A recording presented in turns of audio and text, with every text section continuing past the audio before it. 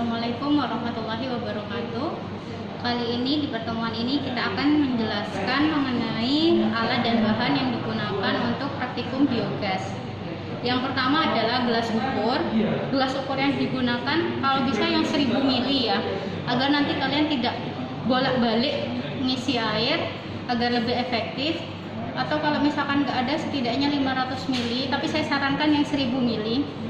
Gelas ukurnya boleh yang dari kaca, boleh yang dari plastik, ataupun kalian gelas ukur sejenis, yang penting ada ukuran satuan tiap milinya. Karena nanti agar ketahuan gas yang dihasilkan itu berapa mili. Tujuannya ini agar kelihatan gelas ukur yang tiap milinya ini ya. Alat yang kedua yaitu reaktor biogasnya.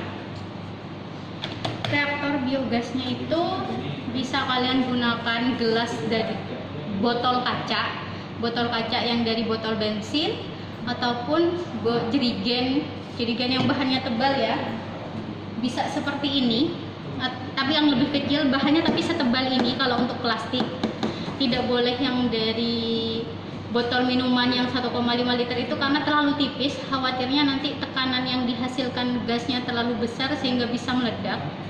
Makanya kemarin kami lebih prefer ke botol kaca seperti botol bensin. Tapi kalau kalian nggak punya, misalkan saya botol lain tapi kualitasnya tebal kayak bahan jerigen tadi, boleh silakan. Kemudian selanjutnya adalah selang untuk nanti penyalur gas yang dihasilkan dari reaktor ke tempat nanti gelas ukurnya. Lalu selanjutnya adalah malan atau plastisin. Ini di sini untuk perekat agar nanti kalian memastikan tidak ada kebocoran yang terjadi. Selanjutnya, kalau di sini saya pakai cawan Petri. Kalau di rumah kalian bisa gunakan apapun itu.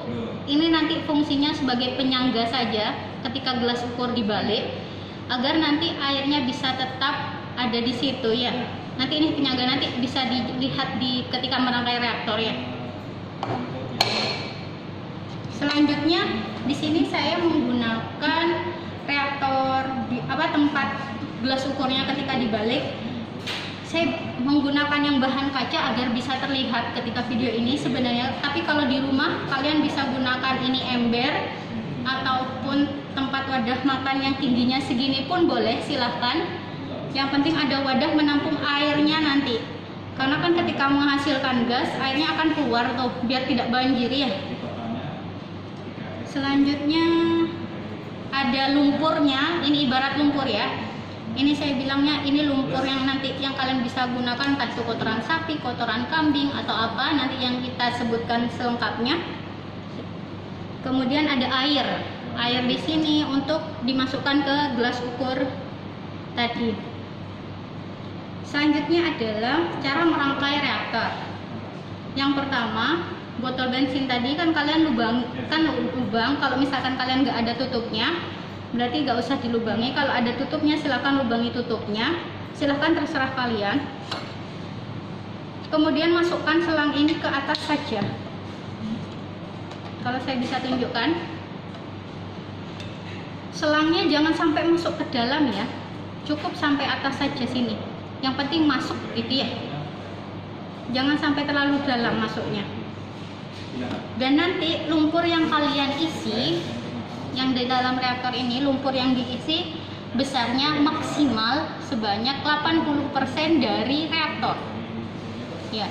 Jadi lumpur yang kalian boleh isi adalah 80% dari reaktor ini. Jadi misalkan reaktornya setinggi ini, saya asumsikan ya, berarti lumpur yang boleh kalian isi maksimal segini. 20%-nya untuk gas, jadi kalian harus kosongin. Atau kalau kita mau ini sepertiganya gas, 2/3-nya adalah lumpur ya. Tidak boleh lebih dari itu, karena ibaratnya agar ada ruang untuk menghasilkan gas ya. Misalkan sini tadi lumpurnya tadi ya.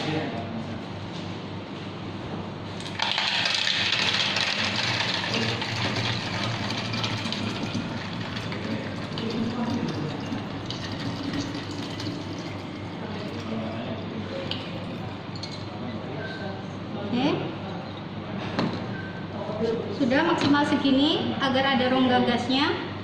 Setelah selang yang tadi dimasukkan, kita tutup. Nah, setelah tutup di sini kan pasti ada celah tuh ya. Biar tidak ada kebocoran, kita tutup dengan menggunakan malam.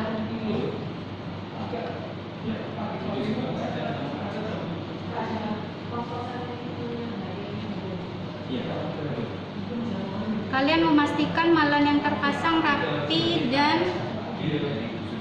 kiranya tidak ada gas, tidak ada lubang kebocorannya.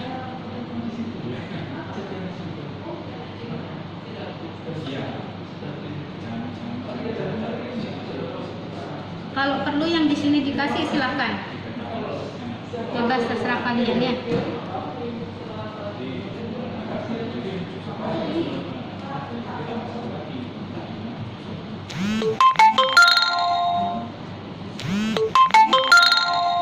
Setelah ini jadi cawan Petri tadi atau wadah sejenis untuk penyangga aja, silahkan cari yang gampang ada di rumah kalian ya. Kita letakkan di dalam ember. Ada space sedikit ya di sini ya. Nanti posisinya, nanti ini gelas ukurnya kalian balik ya. Ini kan tanpa atas, tapi kalian balik gelas ukurnya seperti ini nanti. Ya. Dan nanti metodenya, karena kan aslinya ini ada air. Nih. Nanti kan kalian isi air. Agar nanti tidak terlalu banyak air yang tumpah, ini pastikan ini diisi air lebih dulu ya di dalam sini. Setelah ada cawan Petri diisi air, airnya sampai setinggi cawan Petrinya aja atau setinggi wadah yang kalian gunakan untuk penyangga.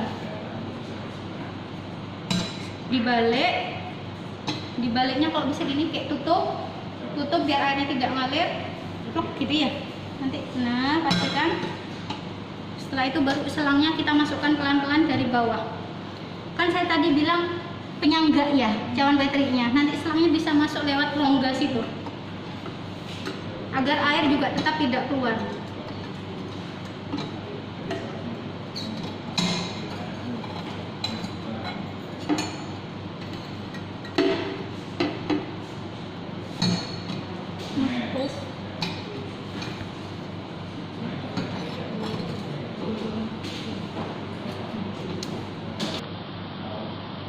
Oke. Tadi ya, selangnya sudah dimasukkan ke sini. Nanti selang gasnya itu pastikan ada di atas permukaan air yang setelah kalian balik. Ya, mungkin bisa tampak. Jadi sedetailnya seperti ini nanti. Bisa tampak lebih jelas ya.